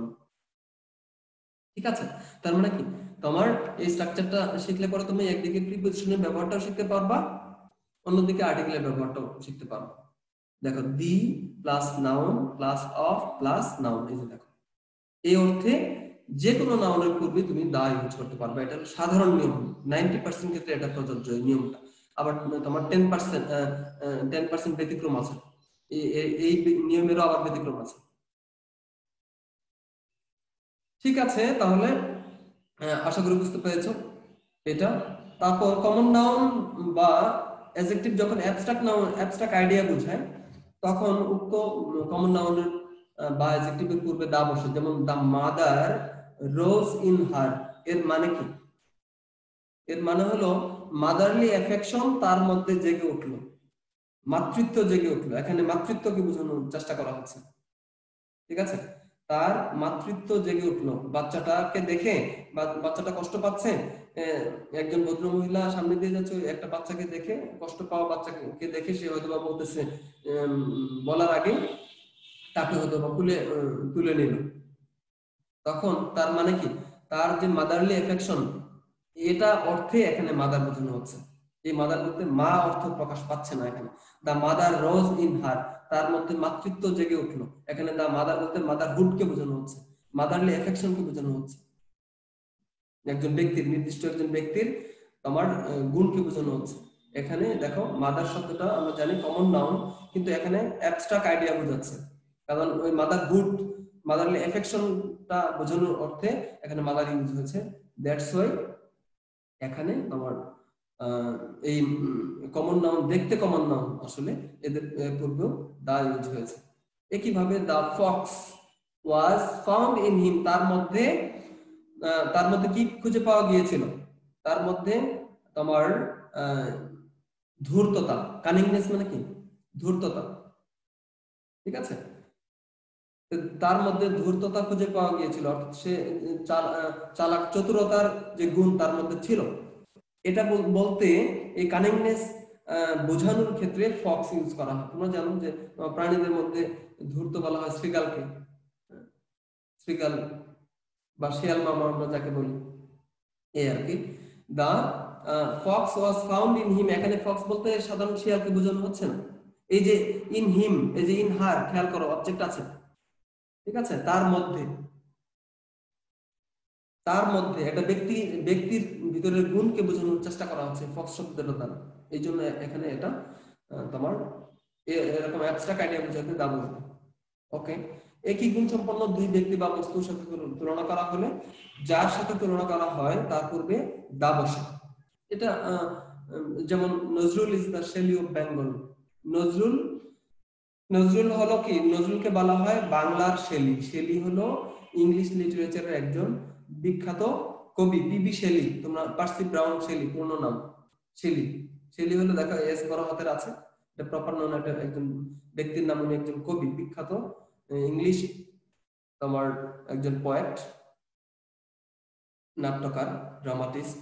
তো এখন বলা হচ্ছে তোমার নজরুলকে বলা হয় বাংলার শেলি, বাংলা সাহিত্যের শেলি বা বাংলার শেলি। মানে কি? অর্থাৎ তোমার দেখো যে একই গুণ সম্পন্ন দুই ব্যক্তি, বা একই গুণ সম্পন্ন কেন? নজরুলও কবি, শেলিও কবি, এই জন্য একই গুণ সম্পন্ন দুইজন ব্যক্তি। আচ্ছা, তো এদের সাথে তুলনা করা হলে যার সাথে তুলনা করা হয়, নজরুলকে কার সাথে তুলনা করা হয়েছে? শেলির সাথে তুলনা করা হয়েছে। যার সাথে তুলনা করা হবে তোমার তার পূর্বে দা বসবে। এই যে দেখো দা শেলি, এটা কি ব্যতিক্রম না? আমরা জানি যে প্রপার নাউনের পূর্বে আর্টিকেল বসে না। এই যে শেলি, শেলিটা প্রপার নাউন, ব্যক্তির নাম, তার পূর্বে দা বসেছে। ঠিক আছে, ওই যে আমরা জানি দেশের নাম প্রপার নাউন, এর পূর্বে আর্টিকেল বসে না, কিন্তু ইউএসএসআর এটা একটা দেশের নাম হওয়া সত্ত্বেও তার পূর্বে দা বসেছে, এটা ব্যতিক্রম নিয়ম। এগুলা আমাদেরকে জানতে হবে, বিশেষ নিয়ম।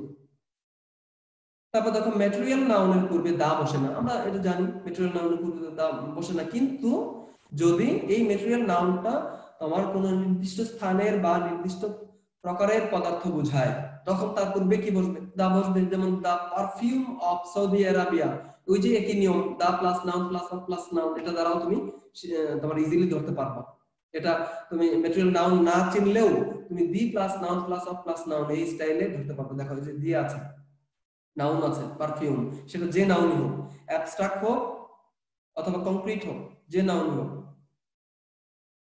পারফিউম মানে তোমার সুগন্ধি দ্রব্য, তোমরা জানো তো। তাহলে এটা পারফিউমটা কি তোমার অ্যাবস্ট্রাক্ট নাউন। তো অ্যাবস্ট্রাক্ট নাউনের পূর্বে সাধারণত আর্টিকেল বসে না, কিন্তু এখানে এই পারফিউমটা কোন অঞ্চলের নির্দিষ্ট জায়গার, সৌদি আরবের পারফিউমটা বিখ্যাত।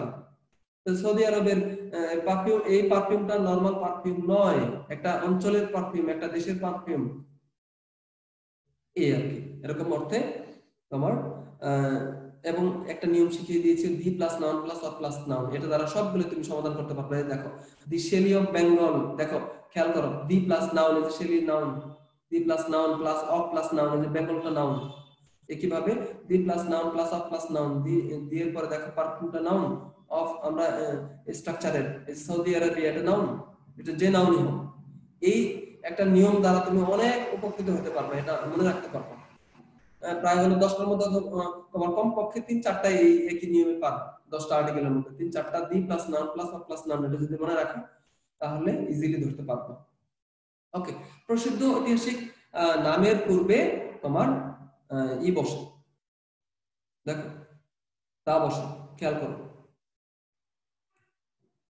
প্রসিদ্ধ ঐতিহাসিক ঐতিহাসিক ঐতিহাসিক যে তোমার নাম, নাউনের পূর্বে দা বসে। যেমন Ibrahim Lodi was defeated in the battle of Panipat, দেখো ইব্রাহিম লোদিকে পানিপথের যুদ্ধে পরাজিত করা হয়েছিল, অথবা ইব্রাহিম লোদি পানিপথের যুদ্ধে পরাজিত হয়েছিলেন, একই কথা। তাহলে দেখো ইন দা ব্যাটলে, দেখো একই নিয়ম, the plus noun plus of plus noun, এখানে মিলে যাচ্ছে। দেখো দি প্লাস নাউন, ব্যাটলটা নাউন, পানিপথ নাউন, এটা জায়গার নাম, ঠিক আছে। এই সূত্র দিয়েও কিন্তু এগুলা তুমি সমাধান করতে পারবো। ঐতিহাসিক প্রসিদ্ধ নাম যদি না বুঝো তখন দি plus noun plus of plus noun এই স্ট্রাকচার দিয়ে ধরতে পারবো। 21 নম্বরটা দেখো, প্রপার নাউনের পূর্বে এডজেক্টিভ থাকলে উক্ত এডজেক্টিভের পূর্বে দা বসে। খুব মজার একটা ব্যাপার, আমরা জানি যে প্রপার নাউনের পূর্বে আর্টিকেল বসে না, এই যে সবগুলো বিশেষ ব্যবহার করছি, কিন্তু প্রপার নাউনের পূর্বে যদি এডজেক্টিভ বসে তখন সেই এডজেক্টিভের পূর্বে দা বসবে। যেমন the great Umar was the second caliph of Islam. Caliph শব্দটার বাংলা আমরা লিখি খলিফা, খলিফা যাকে বলি ইংলিশে তারা খলিফা লিখতে পারে নাই, যারা এর ব্রিটিশ এবং হলো ইংরেজ যে ঐতিহাসিক যারা আছে, খলিফাটাকে আমরা যেভাবে উচ্চারণ করি তারা ওইভাবে লিখতে পারেন নাই, তারা লিখেছে খলিফ, বানানের তফাতের কারণে উচ্চারণটা এরকম হয়। The great Umar was the second caliph of Islam, এর অর্থ হলো তোমার মহান ওমর ছিলেন ইসলামের দ্বিতীয় খলিফা। উমর ছিলেন, মহান উমর ছিলেন ইসলামের দ্বিতীয় খলিফা। খুব, এই যে দেখো উমর একটা প্রপার নাউন, এর পূর্বে গ্রেট এটা অ্যাডজেক্টিভ ইউজ হয়েছে। কোন প্রপার নাউনের পূর্বে যদি অ্যাডজেক্টিভ ইউজ হয় সেই অ্যাডজেক্টিভের পূর্বে দা বসে, এই যে এখানে নিয়মটা অ্যাপ্লাই করা হয়েছে। কিন্তু কখনোই গ্রেট যদি না থাকে কখনোই বলা যাবে না the Umar was the second of খলিফা অফ ইসলাম, বলা যাবে না। দা উমর বলা যাবে না, দা গ্রেট উমর বলা যাবে, the great Umar, the great Akbar বলা যাবে। কারণ কি, গ্রেটটা কি?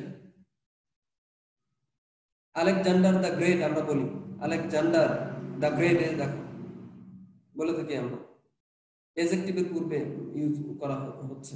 এই যদিও এই এডজেক্টিভটা এই নাউনটাকে মডিফাই করছে, কখনোই আর্টিকেল এমনিতে বসে না, অবশ্যই তোমার নাউন লাগবে, কোনো না কোনো ভাবে নাউন লাগবে।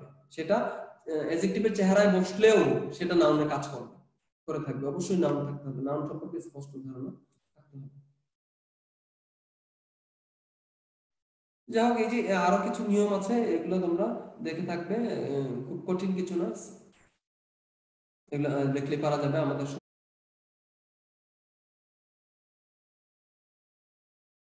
সিঙ্গুলার ডেজিগনেশন, ডেজিগনেশন মানে হলো পদবি উপাধি, এদের পূর্বে দা বসে, যেমন the president, the headmaster, the principal, the prime minister, এরকম তোমরা এগুলো জেনে থাকো। সিঙ্গুলার ডেজিগনেশন যদি বোঝায় এরকম অর্থে দা ইউজ হয়। দ্য হেডমাস্টার, তোমরা এই আবেদনপত্র যখন লিখো তখন লিখো দ্য হেডমাস্টার, প্রিন্সিপাল স্যারের কাছে আবেদন লিখলে লিখো the principal, to the principal, এরকম লিখে থাকো, এগুলো জানার কথা। ওকে, কোন নাউন যখন সুপারলেটিভের গুরুত্ব বোঝায় তখন তার পূর্বে তোমার দা বসে। যেমন Michael Jackson is the singer of the day. দেখো এখানে আমরা জানি সিঙ্গারটা কি কমন নাউন, তোমরা সবাই জানো যে সিঙ্গারটা কি কমন নাউন।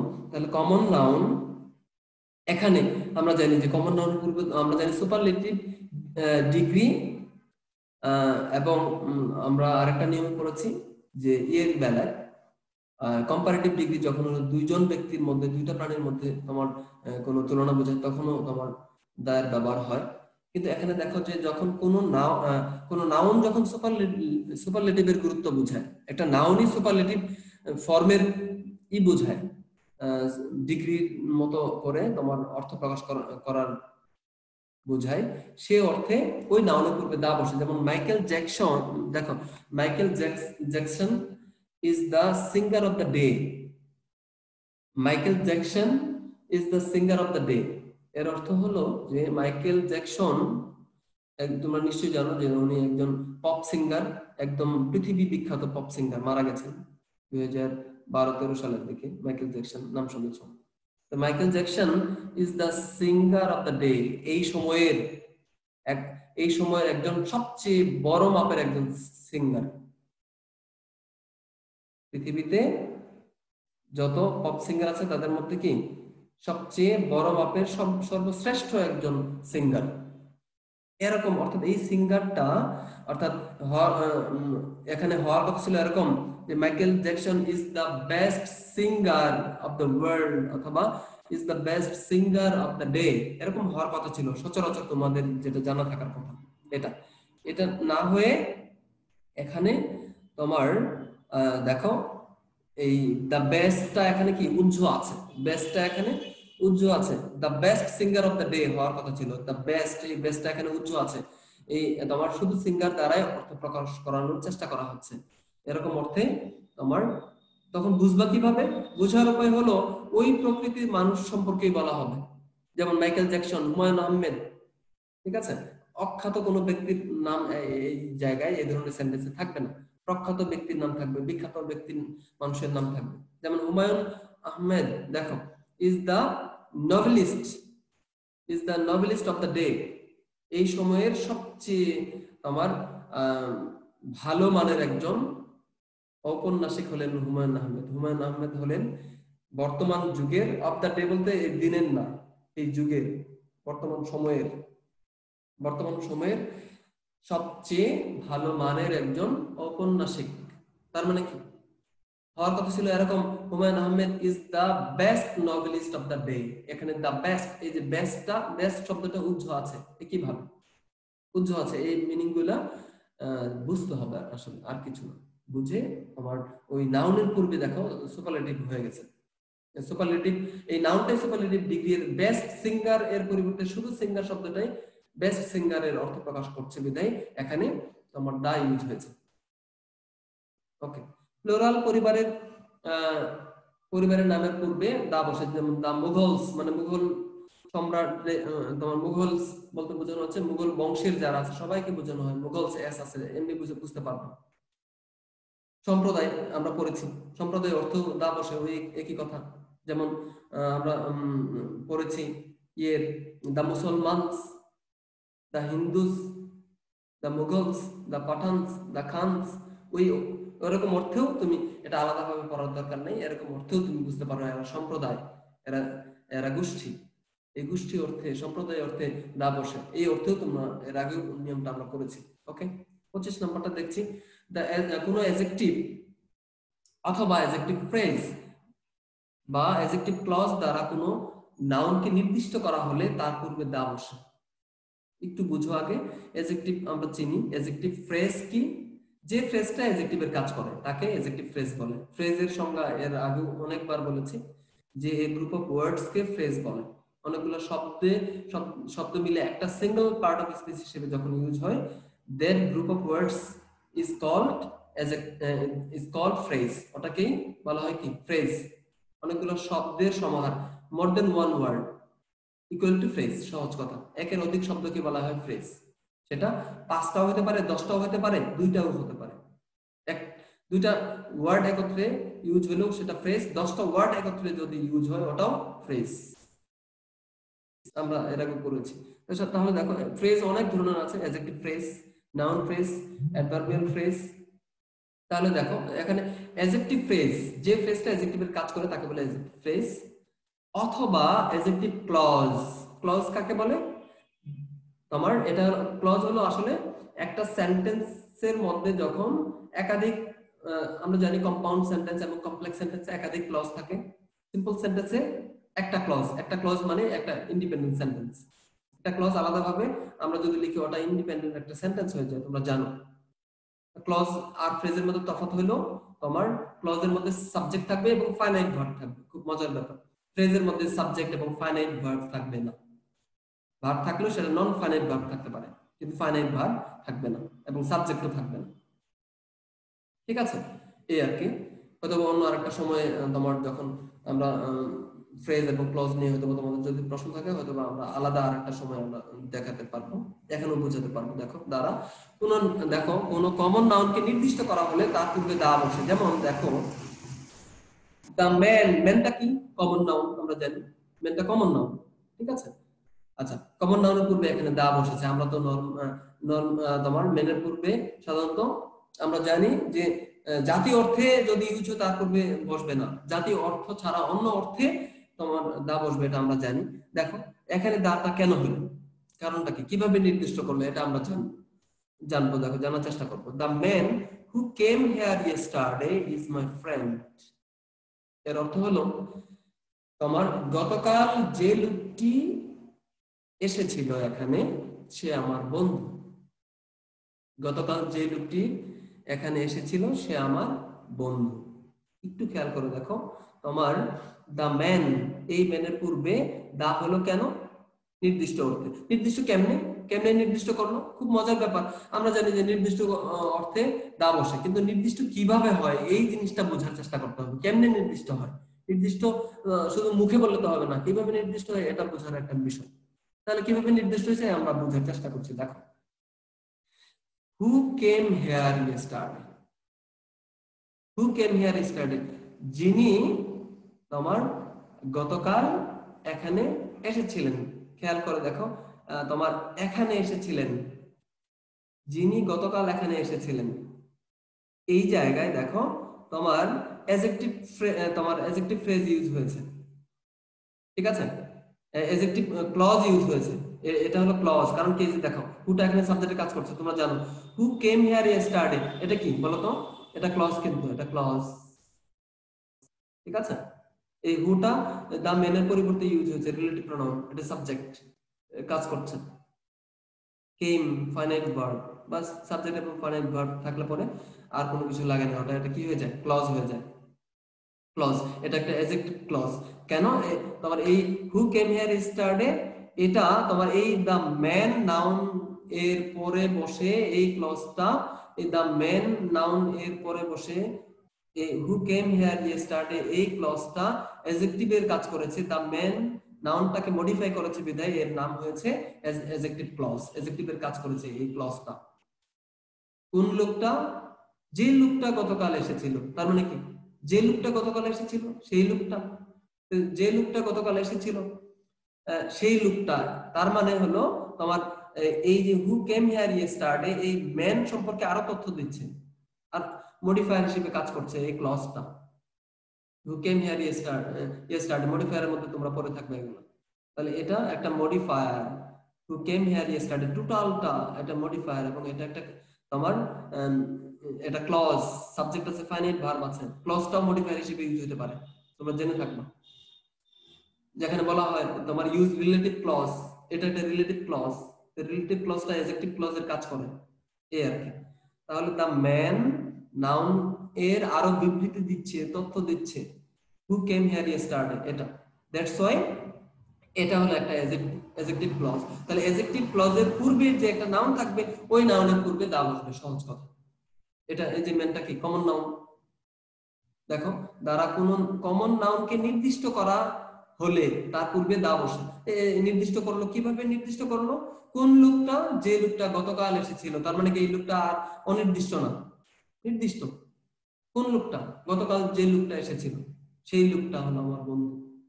আশা করি ব্যাপারটা বুঝতে পেরেছো। সহজ কথা আমি আরো বলি যে রিলেটিভ প্রনাউনের পূর্বে, রিলেটিভ প্রনাউন তোমরা জানো, হু, হুম, হোজ, হুইচ, হোয়াট, দ্যাট, এগুলো কি রিলেটিভ প্রনাউন জানো? এগুলো ইন্টারোগেটিভ প্রনাউন আবার রিলেটিভ প্রনাউন। এরা যখন তোমার অ্যাসার্টিভ সেন্টেন্সে ইউজ হয় তখন এগুলো হলো রিলেটিভ প্রনাউন, কিন্তু যখন ইন্টারোগেটিভ সেন্টেন্সে ইউজ হয় তখন এই হু, হুম, হোজ, হোয়াট, এগুলো কি, এগুলো হলো তখন তোমার ইন্টারোগেটিভ প্রনাউন। এখানে হলো দেখো অ্যাসার্টিভ সেন্টেন্সে ইউজ হয়েছে, that's why this are called relative pronoun. তাহলে রিলেটিভ প্রনাউন খুব সহজে বুঝাচ্ছি তোমাদেরকে। রিলেটিভ প্রনাউন যদি থাকে চিনো তোমরা, রিলেটিভ প্রনাউনের পূর্বে যদি নাউন থাকে নাউনের পূর্বে দা বসবে, সহজ কথা। আমি আরো সহজ করে দিচ্ছি। আচ্ছা পরের লাইনটা বুঝো, এটা একটু ব্যাখ্যার দরকার আছে, এই জন্য সময় নিচ্ছি, তোমরা তো বুঝতে পারবে না যে relative clause, adjective phrase, adjective clause এই শব্দগুলোর ব্যাখ্যা না জানলে তোমরা পারবে না। তাহলে আমরা এই বাক্যটার মধ্যে সহজে যে জিনিসটা বুঝলাম সেটা হলো রিলেটিভ প্রনাউনের পূর্বে যদি নাউন থাকে সেই নাউনের পূর্বে দা বসে। তোমরা একটু লিখে ফেলো খাতায়, রিলেটিভ প্রনাউনের পূর্বে যদি নাউন থাকে সেই নাউনের পূর্বে দা বসে, সহজ কথা। আমি সহজে বোঝানোর চেষ্টা করছি। খাতা কলম কিন্তু রাখবা, আমি লিখতে বললে অবশ্যই সেটা লিখবা। রিলেটিভ প্রনাউনের পূর্বে নাউন থাকলে সেই নাউনের পূর্বে দা বসে। আশা করি লিখেছো। পরের লাইনে দেখো তোমার the man in white dress, the man in white dress is known to me. এই দেখো একই, এখানে দেখো দ্য ম্যান, এখানে ম্যানটা নির্দিষ্ট করে কিভাবে বোঝানো হলো, কিভাবে নির্দিষ্ট হলো এটা বুঝতে হবে। শুধু নির্দিষ্ট নাউনের পূর্বে তোমার দা বসে, এটা এই নিয়মটা করলে চলবে না। ওই নাউনটা কিভাবে নির্দিষ্ট হলো, there is the fact to know, এটাই আমাদেরকে জানতে হবে। The man is white dress এর অর্থ হলো যে তোমার এর সাদা পোশাক পরিহিত, সাদা জামা পরিহিত, সাদা ড্রেস পরিহিত লোকটি আমার কাছে পরিচিত। তাহলে কেমন লোক? সাদা জামা পরিহিত লোক। দেখো খুব মজার ব্যাপার, ইন হোয়াইট ড্রেস, লোকটার পরিচয় আরো দিচ্ছে। শুধু এই যে ইন হোয়াইট ড্রেস শব্দটা দ্বারা, ইন হোয়াইট ড্রেস এটা কি একটা ফ্রেজ, এটা কিন্তু ক্লজ না। খুব মজার ব্যাপার, দেখো ইন হোয়াইট ড্রেস, তিনটা ওয়ার্ড মিলে একটা অর্থ প্রকাশ পাচ্ছে। এটা মডিফায়ার হিসেবে ইউজ হচ্ছে, এই মেন নাউনের মডিফায়ার হিসেবে ইউজ হচ্ছে। এবং এটা কি বলতো, এটা হলো অ্যাডজেক্টিভ ফ্রেজ, এটাই হলো অ্যাডজেক্টিভ ফ্রেজ। এই দেখো ইন হোয়াইট ড্রেস, ওকে, এই ফ্রেজটা অ্যাডজেক্টিভের কাজ করছে, এই যে মেন নাউনকে মডিফাই করছে, এই জন্য হলো ইন হোয়াইট ড্রেস, এটা হলো অ্যাডজেক্টিভ ফ্রেজ। তাহলে এই মেনটা কমন নাউন, এই কমন নাউনটাকে কিভাবে মডিফাই করলো? কেমন লোক, কোন লোকটি? যে লোকটা তোমার সাদা জামা পরিহিত, সাদা ড্রেস পরিহিত লোকটি। লোকটিকে নির্দিষ্ট করা হলো সাদা জামা পরিহিত লোকটি। অনেকগুলা লোক আছে, তার মধ্যে সাদা জামা পরিহিত লোকটি আমার পরিচিত। অনেক লোক আছে, তাদের মধ্যে আমি একটা লোককে নির্দিষ্ট করে বুঝাচ্ছি। কোন লোকটিকে? যে লোকটি সাদা জামা পরে আছে। তাহলে ইন হোয়াইট ড্রেস এটা একটা অ্যাডজেক্টিভ ফ্রেজ। এই অ্যাডজেক্টিভ ফ্রেজটা এই মেন কমন নাউনটাকে মডিফাই করে এটাকে নির্দিষ্ট করছে। দ্যাটস ওয়াই এই মেন কমন নাউনটার পূর্বে দা বসেছে। তাহলে এখানে তুমি একটা লিখতে পারো যে তোমার কোন কমন নাউনের পরে যদি তোমার অ্যাডজেক্টিভ ফ্রেজ থাকে তখন সেই নাউনের পূর্বে তোমার দা বসে। অ্যাডজেক্টিভ ফ্রেজ কাকে বলে? যে ফ্রেজটা অ্যাডজেক্টিভের কাজ করে। ওটা চেনার উপায় কি? ওই লুকের সাথে সম্পর্কিত। এই দেখো, ঠিক আছে? যদি বলা হয় the man with white beard, মানে কি? এর মানে হলো যে সাদা দাড়িওয়ালা লোকটি, পাকা দাড়িওয়ালা লোকটি। অর্থাৎ অনেকগুলো লুক আছে, তার মধ্যে একটা লুককে আমি বেছে ইন্ডিকেট করার চেষ্টা করছি। সাদা দাড়িওয়ালা লুকটি আমার দাদা, কথার কথা। তখন কি হয়ে গেল, অনেকগুলো লোকের মধ্যে তোমার দাড়িওয়ালা অনেক লোক আছে, তার মধ্যে সাদা দাড়িওয়ালা লোকটি আমার দাদা। তার মানে পাকা দাড়িওয়ালা লোকটি, পাকা দাড়িওয়ালা লোক, তার মানে কি ওই লোকটার আরো সংজ্ঞা আছে। কি সংজ্ঞা? তার দাড়িগুলো পাকা, এই আর কি, এইভাবে বুঝতে হবে। ওকে, এবার দেখো সংখ্যা প্রকাশক যে ওয়ার্ড আছে ওগুলা অর্থে তোমার ইউনিট অর্থে বসে। এবং দেখো সংখ্যা প্রকাশক যে ওয়ার্ড থাকে এগুলা তোমার একটা ইউনিট অর্থে বসে। যেমন he sells mangoes by the 100। সংখ্যা প্রকাশক যে ইউনিট গুলো আছে এদের পূর্বে সহজ কথা দা বসে। সংখ্যা প্রকাশক যে ওয়ার্ড থাকে এদের পূর্বে দা বসে। এর আগেও আমরা করেছি এটা। যেমন he sells mangoes by the 100, এর মানে হলো তোমার সে হালিতে নয় শতকরায় আম বিক্রি করে। সে শতকরায় আম বিক্রি করে, হালিতে বিক্রি করে না। কিসে বিক্রি করে? শতকরায় বিক্রি করে। 100 আম এত টাকা, এরকম দরে বিক্রি করে। এর অর্থ হলো he sells mangoes by the 100, এর অর্থ হলো সে শতকরায় আম বিক্রি করে। শতকরায় আম বিক্রি করে, 100 আম এক জায়গায় রাখছে, এইভাবে বিক্রি করবো, হালির দরে বিক্রি করবো না, বা হলো কেজির দরে বিক্রি করবো না, এরকম অর্থ। The man buys eggs by the score, লোকটি তোমার কুড়িতে বিক্রি করে, ডিম বিক্রি করে। লোকটি ক্রয় করে, বাই অর্থ ক্রয় করা, sorry. the man buys eggs by the score, লোকটি তোমার কুড়িতে কি কিনে? ডিম কিনে। হ্যাঁ, কুড়িতে ডিম কিনে, হালিতে না, কুড়িতে কিনে। তাহলে দেখো দা স্কোর, এটা কি? সংখ্যা প্রকাশক শব্দ। তো এই অর্থে এই যে স্কোর 100 এদের পূর্বে দা বসে, কখনোই হান্ড্রেডস বাই দা হান্ড্রেডস হবে না, বাই দা স্কোরস হবে না। ওকে, প্রপার নাউনের পরে কোনো এপিথেট যদি যুক্ত থাকে, এপিথেট এর বাংলা অর্থ হলো গুণবাচক শব্দ। এর আগে আমরা পড়েছি, এদের পূর্বে দা বসে। প্রপার নাউনের পরে যদি, যেমন এই যে আলেকজান্ডার দ্য গ্রেট, এই দেখো আলেকজান্ডার, এটা প্রপার নাউন। এরপরে দেখো অ্যাডজেক্টিভ ইউজ হচ্ছে গ্রেট, এই এপিথেট, এই গ্রেটটা এখানে এপিথেট, গুণবাচক শব্দ, এইজন্য এটাকে এপিথেট বলা হচ্ছে। তাহলে এই গুণবাচক শব্দ বা অ্যাডজেক্টিভের পূর্বে সহজ কথা। প্রপার নাউনের পূর্বে যেমন ইউজ হতে পারে, দ্য গ্রেট আলেকজান্ডার বলা যায়, ওটাকে অন্যভাবে বলা যায় আলেকজান্ডার দ্য গ্রেট, সহজ কথা বলা যাবে। তোমার এর আগে করেছি, তোমার দা গ্রেট উমর বলা যাবে, অথবা বলা যাবে দা তোমার বলা যাবে দা গ্রেট উমর, অথবা বলা যাবে উমর দা গ্রেট। ঠিক আছে, এই গ্রেটটা অ্যাডজেক্টিভ এপিথেট হিসেবে ইউজ হয়েছে, এই আর কি। মিউজিক্যাল ইনস্ট্রুমেন্টস যেগুলো আছে এগুলো মনে রাখার চেষ্টা করতে হবে। যেমন পিয়ানো, লায়ার, ঠিক আছে, পিয়ানো, লায়ার, এগুলো কি মিউজিক্যাল ইনস্ট্রুমেন্টস, বাদ্যযন্ত্র। বাদ্যযন্ত্রের নামের পূর্বে দা বসে, এগুলো ব্যতিক্রম ব্যবহার। ঠিক আছে, ওকে। ওই যে ইয়ের মধ্যে তুমি পড়েছিলাম, আমরা লায়ার করেছিলাম একটা শব্দ, LYRE, লায়ার, এটা এক ধরনের বাদ্যযন্ত্র। পিয়ানো বাদ্যযন্ত্র, এই বাদ্যযন্ত্রের পূর্বে তোমার দা বসে, এটা বিশেষ ব্যবহার।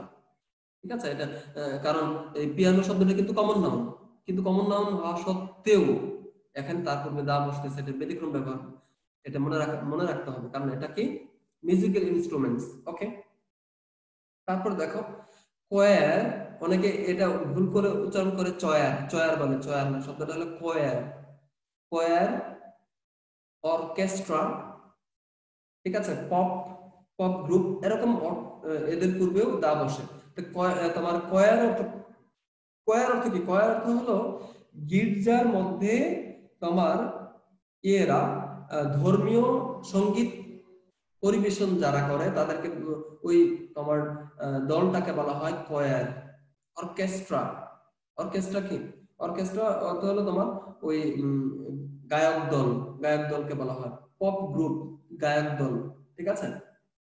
যেমন এদের পূর্বে কি বসে? দা বসে। যেমন দা মাইলস, আমাদের বাংলাদেশে মাইলস, তোমরা জানো যে এটা কি পপ পপ গ্রুপ, ওখানে ওর মধ্যে কয়েকজন এর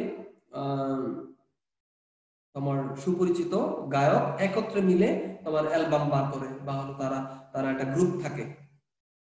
আমাদের যেমন বাংলাদেশে তোমার মাইলস আছে এরকম, দা দা আব্বা এটা নামও একটা আছে, তোমার পপ গায়ক দল আছে আমাদের বাংলাদেশেই আছে। ওকে, 2 বা ততোধিক অবিবাহিত বোনের নিকট লিখিত চিঠির উপর একত্রে সম্বোধন করলে দা বসে। ওকে, দা মিসেস, ঠিক আছে, এই স্ট্রাকচার হবে দা মিসেস প্লাস সারনেম, যেমন দা মিসেস খান, তার মানে কি একই বংশের, ঠিক আছে। তোমার একাধিক বোনকে বোঝানোর অর্থে এরকম বলা যেতে পারে দা মিসেস। ওকে, তারপর দেখো কিছু ফ্রেজের পূর্বে এমনিতে দাম বসে, যেমন on the bank of ruin, এটা phrase. On the bank of ruin, on the sorry on the brink of ruin, on the brink of ruin এর অর্থ হলো, ব্রিঙ্ক অফ রুইন অর্থ হলো তোমার বিপদের কিনারায়, ধ্বংসের কিনারায়, একদম ধ্বংসের কিনারায় পৌঁছে গেছে, এরকম অর্থে he is on the brink of ruin অর্থ হলো সে একদম ধূলিসাৎ হওয়ার উপক্রম, ধ্বংসের কিনারায় চলে গেছে। এমন I am in the wrong, আমি ভুলের মধ্যে আছি, এটা ফ্রেজ। তো এগুলো এই ফ্রেজের, এবং তোমার এই যে দেখো এই on the brink of ruin, এটাকে ওই নিয়মটা বললাম, the plus noun plus of plus noun, এটা অর্থ তুমি ইউজ করতে পারবে, the plus noun plus of plus noun, বাস ওই নিয়মটা কাজে লাগবে সকল জায়গায়। কতিপয় কালেক্টিভ নাউনের পূর্বে দা বসে, যেমন দা এলিট নরমালি বসার কথা না, কালেক্টিভ নাউনের পূর্বে আর্টিকেল বসে না, আমরা জানি।